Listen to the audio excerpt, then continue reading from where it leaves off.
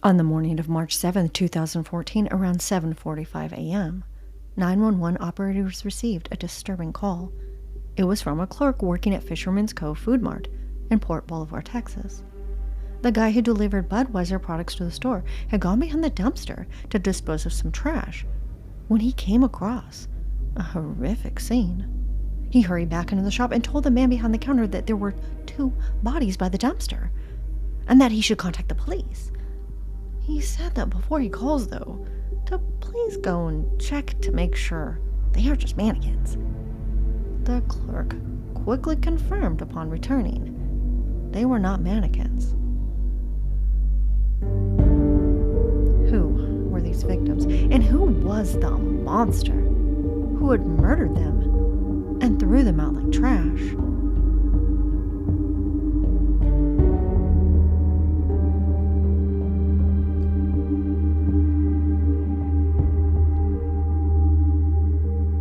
Hello, and welcome to Shades of Murder. In this podcast, I discuss cases of murder from around the world and throughout history, attempting to unravel the layers of darkness that help make humans into monsters. Please be forewarned that each episode contains specific and at times very graphic and disturbing details of the case. This show is not intended for all audiences, and listener discretion is strongly advised. Homicide detectives promptly headed to the location of Port Bolivar, a community on the northern shore of the Bolivar Peninsula that is separated from the island of Galveston, Texas, by the entrance to Galveston Bay. The route most people take there is via the ferry, which takes approximately 18 minutes. When officers arrived on the scene, they appeared to be 1 female and 1 male, both deceased. The first victim appeared to be shot in the head, and the other had their head wrapped up in a sheet. The individual believed to be a male wore military-style boots, dark jeans, and was wearing boxers underneath. When they removed the sheet, they realized that victim number 2 was also a female. The second woman had been struck multiple times by a blunt force object to her skull. There was no sign of any sexual assault. It was obvious that rage had been present during the commission of these 2 murders, yet there was very little blood found at the crime scene. There was no blood spatter that you would expect from a gunshot wound. It was clear that the women had not been murdered at the location of the convenience store. Crime scene investigators went over every section near where the women's bodies were found, hoping to find a clue. There was a piece of a house, possibly window shutters, that were bloodstained. Near their bodies was also a letter addressed to someone named Brittney Cosby, with an address in Houston, which was about 50 miles away. Using the address on the letter, homicide detectives drove to the residence to see if a Brittney Cosby had lived there. Upon their arrival, they immediately observed that a window shutter was missing. The shutter appeared to be identical to the one located at the crime scene. An elderly woman answered the door. She identified herself as Annie Lee Cosby. The woman confirmed that yes, Brittney lived there, and that she was her granddaughter. When detectives entered the home and looked around, they saw photos of the woman, whom they knew now was one of the victims. Now they had to break the horrible, tragic news to this feeble old woman, this 92-year-old woman who was an amputee in a wheelchair, that her beloved granddaughter had been murdered. According to her, the day before, the 2 women had left for work, and that was the last time she had seen either one of them. The grandmother pulled at pictures of the 2 women on her phone, who were a couple. She said Brittney's girlfriend was named Crystal Jackson. Shortly afterwards, an older man arrived at the house. He immediately asked what was going on.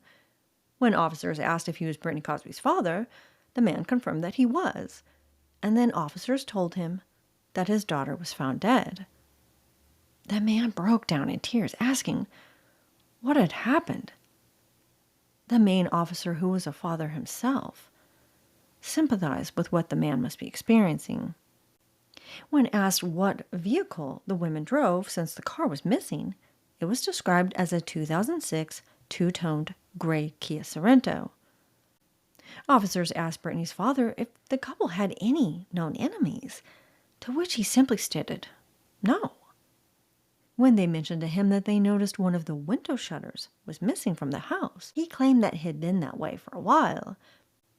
Mr. Cosby stated that the Mexicans worked around the house and that Pepe, the yard man, would have been the last one to have seen the boards. When Galveston PD inquired with the clerk inside the convenience store if they recognized the victims, the person recalled maybe seeing them a few days before. When detectives watched the surveillance footage of the convenience store, they saw a woman enter around the time it was believed the two women had been there. Both victims had been petite women, and this woman on camera was not. No one else was seen on the video. When they viewed the camera footage of the parking lot, they hoped to see a vehicle in view, but unfortunately, no vehicle was seen that fit the description. Their first lead had led to nothing. A bolo was placed in the system and a search was conducted for Crystal Jackson. Their results returned a license that positively identified her as being the second homicide victim. They obtained an address from her license. When an older man answered the door, he identified himself as Mr. Ivan Jackson, Crystal's father. That man told officers that Crystal and her daughter lived there with him and his wife. When he was told about his daughter's murder, he broke down, sobbing right there in front of the officers, telling them, and I quote, "I told Crystal that Brittney was trouble." Crystal's father was a local preacher at a church, and he did not hide his unhappiness or disapproval about his daughter's sexual identity. Ivan Jackson was particularly unhappy that Crystal was involved with Brittney Cosby, although he never specified as to why he didn't like her. Ivan Jackson claimed that he had been doing his best to accept it because he loved his daughter. The man also owned a semi-automatic gun. Crystal's father, Ivan Jackson, now appeared to be a strong potential suspect. Investigators' second lead was to visit the yardman, Pepe. When officers arrived at his residence, the man who identified himself as Pepe was much older and more feeble than they had expected. He walked with a cane. It was obvious that he was not their double homicide suspect. Brittney Cosby's aunt, Ebony McDade, happened to go onto Facebook before heading out for a concert that night, the same day the women's bodies were found. There were multiple messages from people on her Facebook page saying that they thought her niece and her girlfriend might be dead. Ebony went to the Channel 13 website and was shocked to see the faces of her young niece Brittney and her girlfriend Crystal plastered on the front page. She immediately called her brother James and said she was on her way over. Ebony was filled with sadness, confusion, and rage. When she arrived at the Cosby residence, she held her grieving brother in her arms tight, comforting him the best she could. Ebony McDade desperately needed to know who had killed her niece and her girlfriend. When investigators interviewed Crystal Jackson's father, Ivan, he said that he loved his daughter. He told detectives that he had done his best to raise her right, but somewhere along the way, she had fallen to the wrong side. He simply stated to the police that he didn't like her changing her sexual orientation, but there was nothing he could do to change her. Ivan Jackson said that he knew that lesbian stuff would get her into trouble. It would be her end. He made it quite clear that he was not okay with her being gay, and that it was a point of contention and conflict between him and his daughter. Ivan Jackson remained a strong potential suspect in the eyes of law enforcement. Autopsy results returned on the two women's bodies. They revealed that Brittney Cosby had been struck 5 times on the back of the head with a blunt force instrument, splitting her skull, and she had also been choked. Crystal Jackson had a gunshot wound to the side of her head with an exit wound. Detectives believed that whoever killed the women wanted to get rid of Crystal quickly. However, the brutal nature of the injuries Brittney had endured led investigators to believe her death had been much more personal. This had them refocus their efforts on who held rage towards Brittney Cosby and why. Detectives began to investigate the route the perpetrators would have taken from Houston to Port Bolivar, where the ferry had likely been used. They contacted the ferry manager, who confirmed that on the evening before the bodies were discovered, a 2006 Kia Sorento had traveled on the ferry.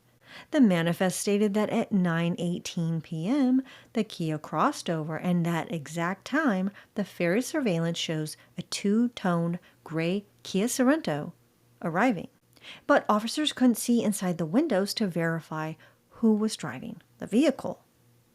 They went back to the footage and watched the time the Kia landed on the ferry at 9:13 p.m. It was observed that the driver's side headlight was out. This could help them find the vehicle. Then, when the security guard was talking to the driver, the person suddenly stepped out of the car.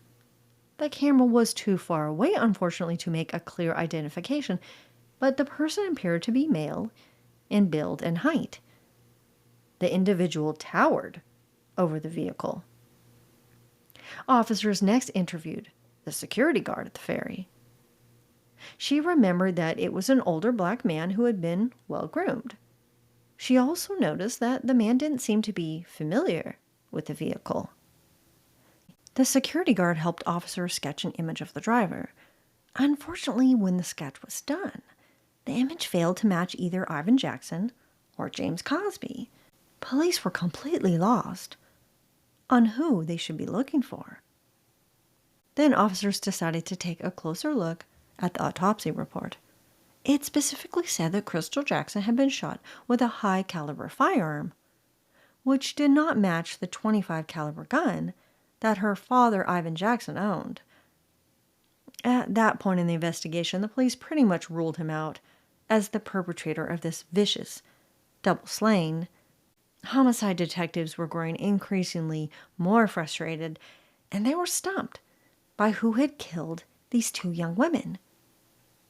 Every suspect and theory they came up with was shut down as soon as it came up, and they were getting nowhere with the case. Officers learned that Brittney was employed at Starbucks. When they talked to her manager, they said she never showed up for her shift that day, which was very unlike her. Now, detectives could work within the time window from the last time she was seen at her house to when her vehicle arrived on the ferry. So they began looking for any surveillance footage around her residence and the neighborhood. A local liquor store had surveillance footage that covered the street that Brittney would have traveled on. At 7:48 a.m. on March 6, they see her vehicle drive past the camera. Then a white sedan that had been parked on the side of the road makes a sudden U-turn and follows the Sorento.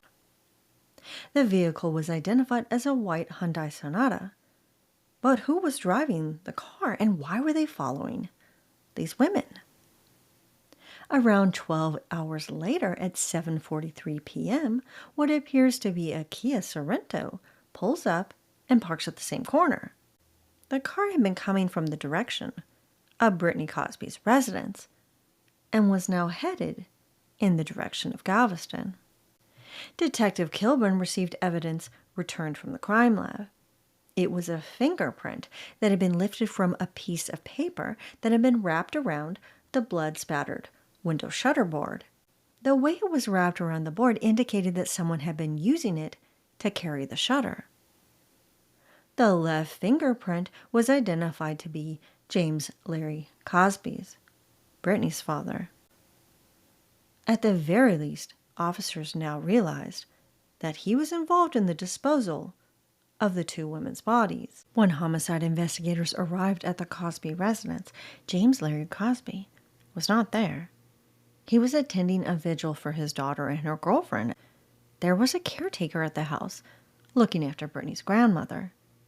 Officers asked her if she had noticed anything unusual or strange lately that had happened at the house. The woman told them that she found it bizarre how the carport had been recently cleaned, to the point of being spotless. As officers looked around the area of the carport, one of them noticed 4 bricks sitting at the end of the wheelchair ramp. This was puzzling to the detective. When he lifted the bricks, the cement was exposed and showed 4 tiny drops of blood. Investigators now entered the Cosby residence. They looked around the rooms and noticed some signs of a struggle having taken place. When they lifted the carpet, several large areas of blood were present. Pieces of carpet had also been strategically placed over the bloodstains in an obvious attempt to conceal them.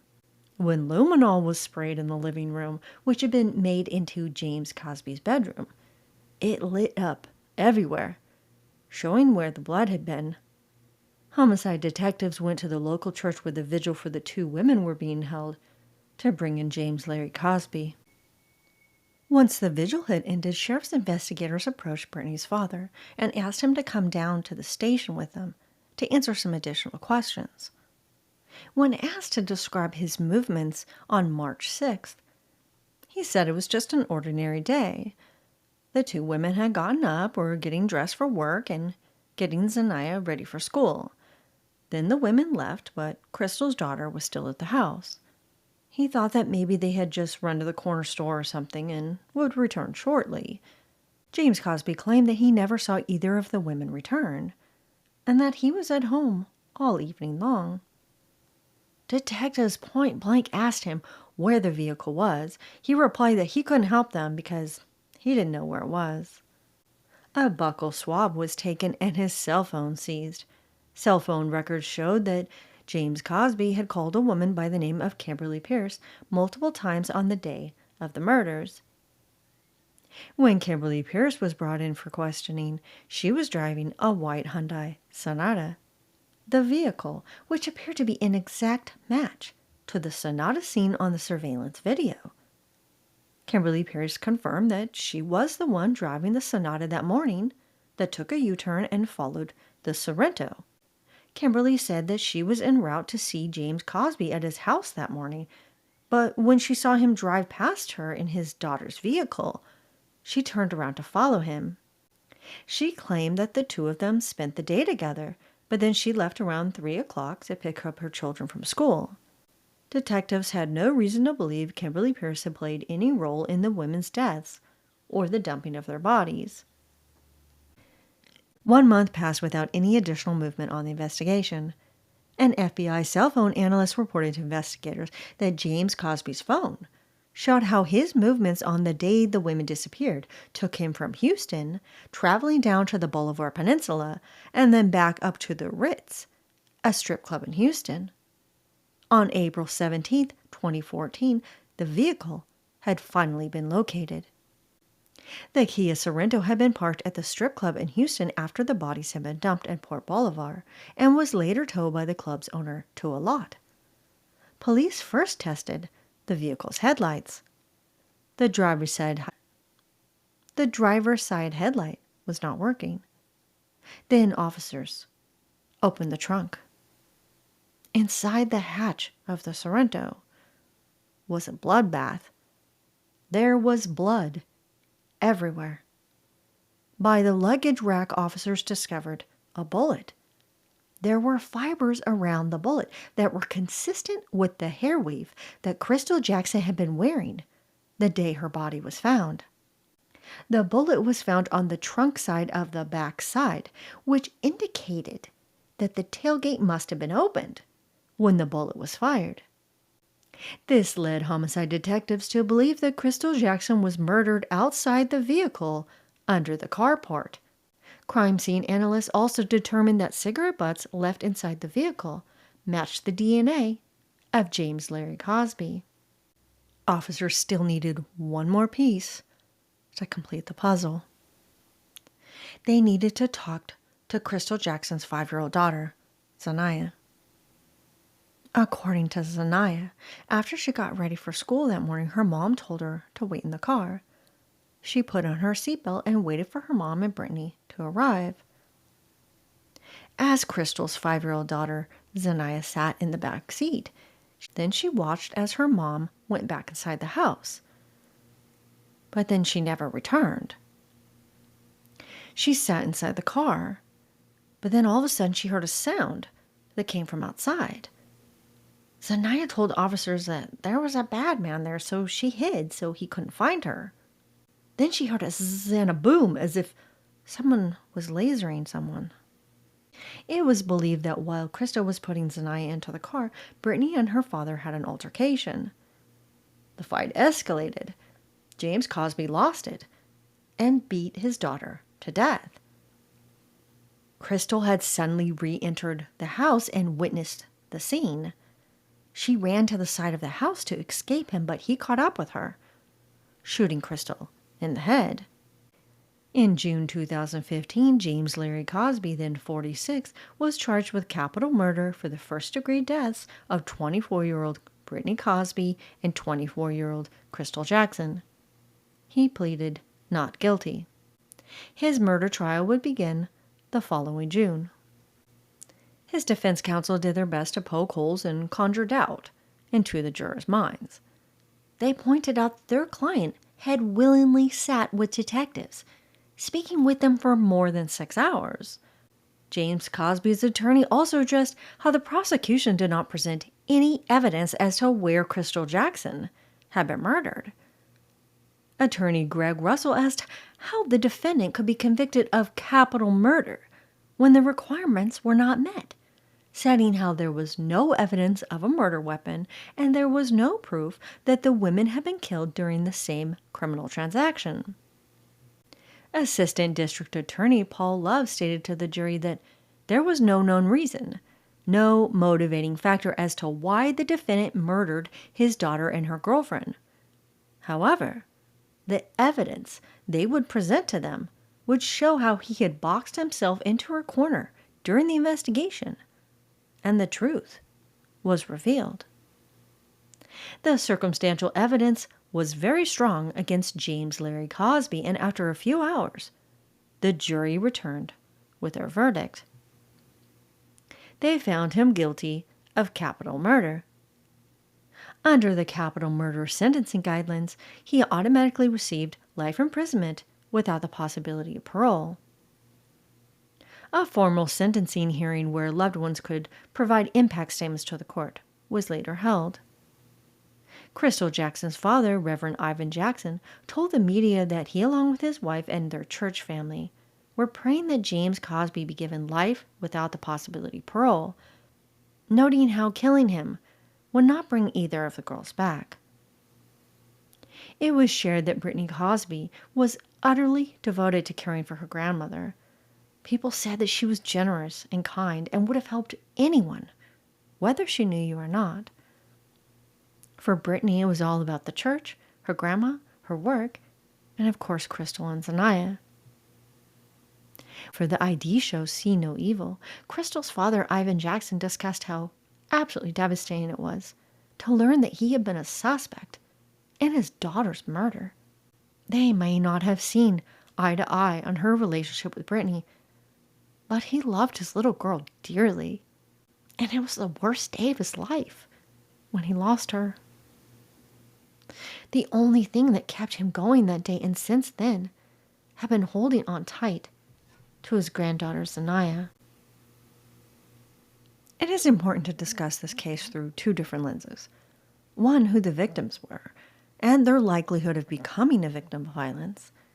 Secondly, who the offender was, the specific type of murder he committed, and what his motivation may have been. Brittney Cosby and Crystal Jackson were both young, black, gay women.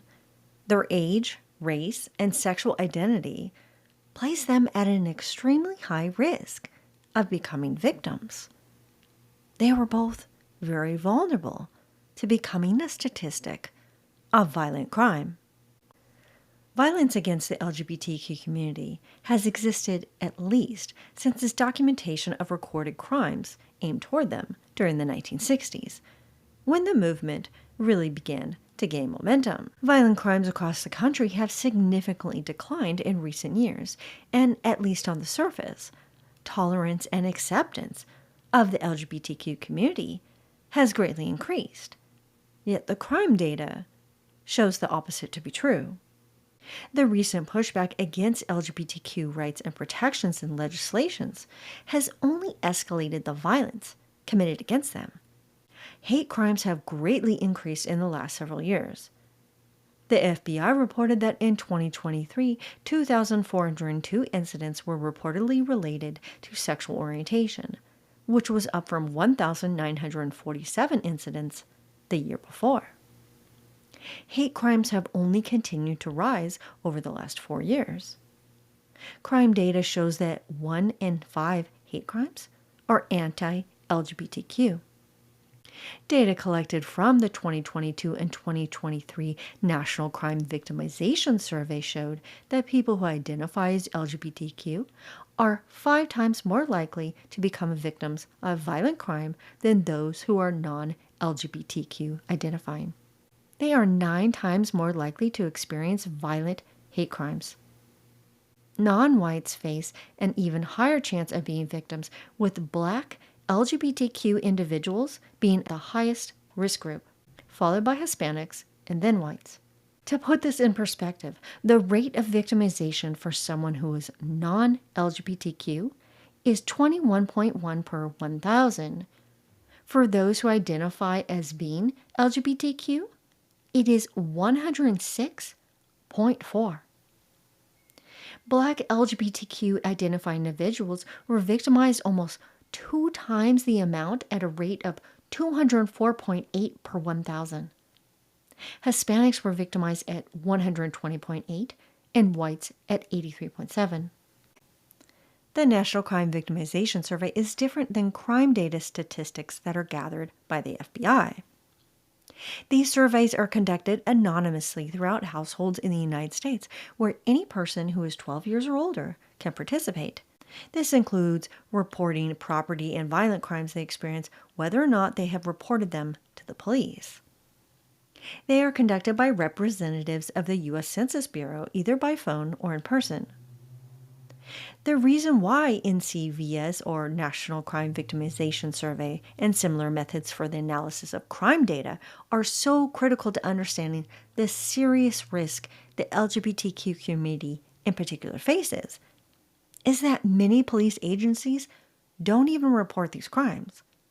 Further, what exactly constitutes a hate crime varies from state to state. The reporting of data is wildly inconsistent from state to state, leading to unreliable information.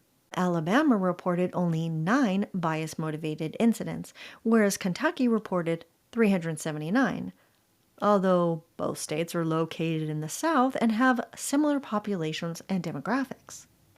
Hawaii collects its own crime data, so they aren't even included in the FBI report, but they claim to have only 3 incidents. More than half of the country's states reported less than 10 hate crimes that targeted LGBTQ identifying individuals, with 4 states claiming they had none. 31 states also claimed they had none which targeted trans or gender nonconforming individuals. California reported the highest incidence of all. This is not a reflection of their having more hate crimes against the LGBTQ community, but they are likely more transparent with the data they record and receive since they have a higher investment in protecting that community. The crime rate was highest in D.C., which has a very large community of LGBTQ people with an overall small population. When compared with larger cities, Seattle had the highest incidence. Yet, according to the Bureau of Justice Statistics, which has its own annual self-reporting survey on victimization, there are more than 200,000 victims of hate crimes every year. Now, whether Brittney, Cosby, and Crystal Jackson were murdered for being gay is unknown. This crime has been painted in the media as an anti-LGBTQ crime, but I don't see any particular evidence that it was. There are some news articles that state that some families claim that James Cosby didn't like his daughter being in a relationship with a woman and that he ridiculed her for it. However, the information within most news sources surrounding this case were so unreliable and inconsistent that I wouldn't be surprised if they had mixed up James Cosby's statements of disapproval with Crystal Jackson's father, Ivan Jackson, as some had mixed up how the women had even been killed. What is known is that James Larry Cosby committed paternal filicide, and it is critical to view the crime through this specific type of family murder in an attempt to understand the motivation or reason behind it. The academic journal Forensic Science International presented the first comprehensive statistical analysis on filicide cases in the United States, looking at 32 years of data, which included more than 15,000 arrests. They identified characteristics and patterns of this particular kind of family homicide. It found that, similar to many beliefs regarding crime, biased coverage and narrow studies help to perpetuate stereotypes and false understandings. The majority of cases covered in the media involving the act of filicide are when a parent kills an infant or a younger child. However, the risk of filicide exists throughout a child's lifespan, and it doesn't just disappear because they grow older. Studies show that approximately 1 in 5 children murdered by their parents is an adult. It was first believed that women were overwhelmingly the offenders of infanticide, defined as killing a child under 1 year of age, but the data showed that men were just as likely to commit the crime. For children over 1 year old, but especially in cases where the victims were adults, male offenders were grossly overrepresented. They were the offenders in 78.3% of these cases. Regarding who the victims are, male children have a slightly greater chance of becoming victims than female children do, with males representing 58.3% of the victims in these cases. Fathers who murder their sons are the most common relationship scenario, representing 29.5%. Mothers represent the offender in 22.1% of adult filicide cases. Fathers who murder their daughters were the rarest relationship scenario at 18.1%. Based on the minimal degree differences between these offender-to-victim relationships, I think it is safe to say that sons and daughters are pretty much equally at risk of being killed by either their father or mother, if not both. Contrary to popular belief, stepchildren face a significantly lower chance of being victims of filicide. Stepchildren only made up 11% of all cases of filicide, and especially when it came to crimes involving female offenders. Analysis of these cases showed that stepmothers murdered their male stepchildren in 0.5% of incidents, and 0.3% involved stepdaughters. When you consider that 10 to 20% of children in the United States live with a step-parent, this is an interesting and startling fact. The prevalence of killing methods greatly varied based on the age of the child. By far the most commonly used method in the murder of children was described as being personal weapons, which involved the beating, choking, or drowning of a child. In particular, for victims who were infants, this is how 69% of them were killed. The older a child becomes, different methods tend to be employed, but especially the use of firearms. For adult victims, parents shot their children in 72.3% of cases. Studies find that men were way more likely to employ a gun in the commission of the act than women were. What are described as contact weapons, such as a bat or an edged weapon like a knife, were the rarest type of method used. The average age of a parent who committed adult filicide was 51 years old, with half of the parents between 41 and 60. The typology of offenders of paternal versus maternal filicide shares some similarities, as they are both based upon Resnick's classification. Just in case any of my listeners don't recall, or for those who aren't aware of what these include. This classification system includes altruism, mental state, such as psychosis, unwanted child, spousal revenge, and accidental filicide. Psychiatrist Scott later developed a classification of different motivations or triggers that may help to explain what led up to the killing. These 5 categories of triggers include abuse, mental state, retaliation, having an unwanted child, and altruism. Unlike in almost all other kinds of crime, especially those concerning homicide, where there has been minimal research regarding females as violent offenders, studies on male offenders of filicide are extremely limited. What has been discovered, though, appears to have important differences. Scholars Bourget and Bradford were the first to classify paternal filicide, which helped establish the importance of gender differences in the crime. Similar to many women who commit filicide, male offenders are frequently undereducated and in a lower socioeconomic class. Studies also show that more than half of male offenders suffer from major depressive disorder or some degree of psychosis. Unlike women who commit filicide, however, male perpetrators commonly have criminal backgrounds, including violent crimes, and histories of substance abuse. Fathers who murder their children tend to use more violent methods than mothers, specifically killing them through the use of firearms and knives. The significance of major life stressors have been recorded as being present in most cases of paternal filicide, including financial stress or economic problems, relationship problems such as the ending of a marriage, and social isolation. Several cases also indicated that the motivation stemmed from the need to control their children's behavior. The motivation of maternal filicide I have discussed before, but they tend to be more altruistic in nature than not. That is, in the twisted mind of the mother who kills her children, she believes, usually via hallucinogenic commands, that it is in the best interest of the child for them to die. In stark contrast, the studied motivations of fathers who kill their children have shown that they derive from a place of negative emotion toward their life and their child. This kind of murder is often rooted in rage, jealousy, relationship conflicts, and all around life distress.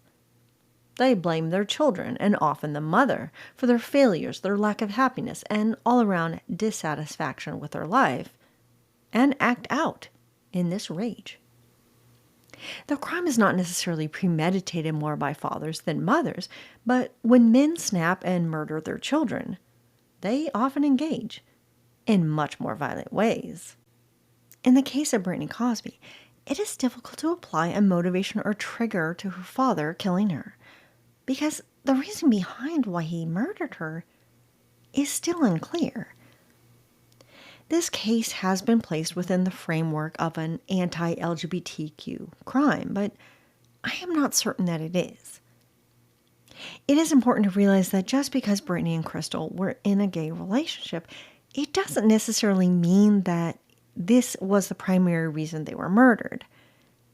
I am not sure if it was a factor at all.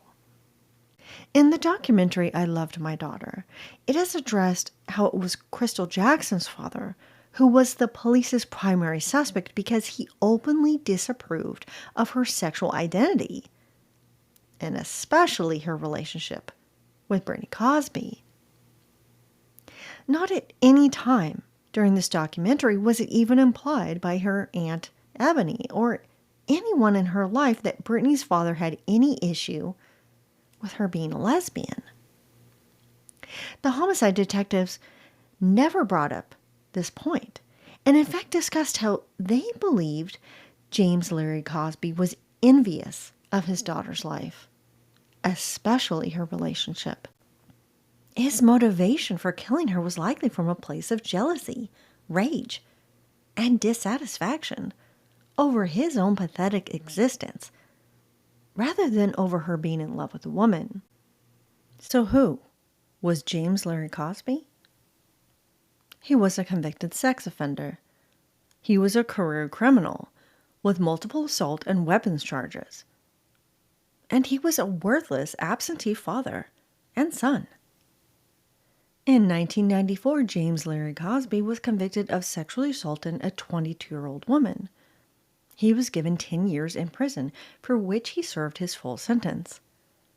When he was released on parole in 2004, he violated rules under the requirement of his sex offender status and was subsequently sent back to prison.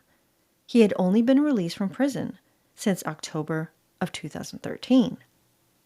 James Larry Cosby was unemployed, leeching off his elderly mother and daughter at their home in Houston.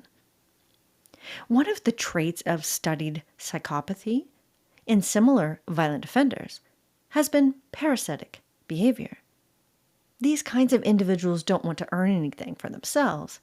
They are not willing to work hard in life or make sacrifices for others. Rather, this type of person chooses to benefit from others' efforts rather than contributing. I think James Larry Cosby was a psychopath in the most classic antisocial definition. The initial reaction James Cosby expressed in front of police when he heard the news about his daughter's death was just one sign of his psychopathy. He appeared shocked and feigned grief, crying, which was witnessed by both his mother and the detective. Forensic psychologists have noted that one of the telling signs of being a psychopath is mimicking emotion rather than having genuine feelings. On the night he was arrested, James Larry Cosby had been witnessed giving an emotional speech during a vigil for the women at a local funeral home. According to a TV station addressing the community gathered there, he said, and I quote, "You can't really put something like this into words." James Cosby continued to play the role of a grieving father, even though he had brutally slain his daughter and her girlfriend, drove around for hours with their bodies in the vehicle, and then threw them behind a dumpster like garbage. His words were meaningless because his actions after he killed them truly revealed his inner monster. He had no true feelings for anyone or anything to be able to treat his daughter's body in such a disrespectful manner. Here was this almost middle-aged man with a long rap record, recently out on parole, living with his disabled elderly mother and his daughter, who happened to be employed and was in a happy, positive relationship. James Cosby had done nothing to help her grow or prosper into the strong, beautiful woman Brittney Cosby became. He was a loser and likely saw himself as a victim in life, and a combination of these factors made him snap and kill his daughter. Only he and Brittney know what was specifically discussed that day that culminated in her murder and that of her girlfriend's. Was he stealing from her or the grandmother? Did he dare judge her and she put him in his place? How is it possible that the grandmother never heard or saw anything that day? Was she not there that morning? No one heard Brittney struggle and scream for her life? What about the neighbors? No one saw him run out into the carport and shoot an innocent woman in broad daylight? It was never addressed in the documentary how after Zanaya witnessed the shooting of her mother that day, how long did she stay hidden in the SUV? Did she remain in there all day while he hung out with Kimberly Pierce for an alibi? There are many questions I have surrounding this case that remain unanswered. The lack of interest and care for LGBTQ victims and women of color are reflected in this lack of information around these women's murders. If it wasn't for this documentary done by ID, I would have been left with almost nothing but holes in the investigation and presumptions of motivation by the offender. Many of the news articles I read even claimed that it was Brittney who was shot and Crystal had been the one viciously bludgeoned to death, not the other way around, which is how the women were killed. What really struck me about this case were its investigators. In countless cases and stories of true crime, there are many criticisms, justifiably, surrounding the incompetence, tunnel vision, lack of integrity, and all-around compassion shown by many police officers. This case was the complete opposite. It shouldn't be impressive to read and hear about the amazing job the Galveston County detectives did, because that should be the norm. Sadly, it is not, but in this case, the victims were treated with equal respect and priority as anyone else would have been. The investigators looked into every possible lead and suspect. They used the limited evidence they gathered to their advantage and took these two women's deaths very seriously.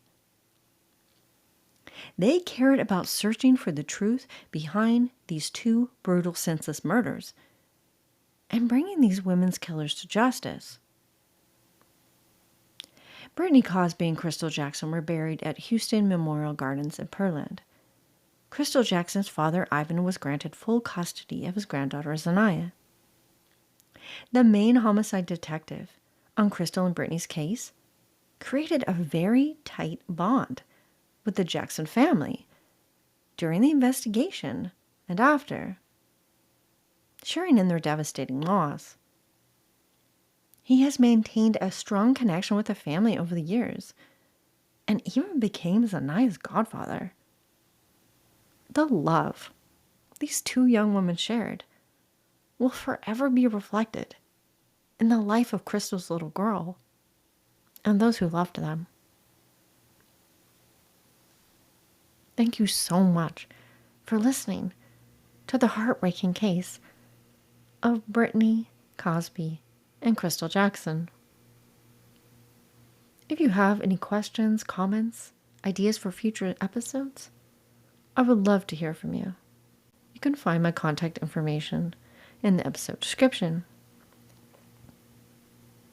Until next time, stay safe and watch out for shades of murder happening in the streets next door, especially inside your own home. Shades of Murder is created, researched, written, and edited by Alita Caldwell. Original music Stranger, composed by Stereo Code.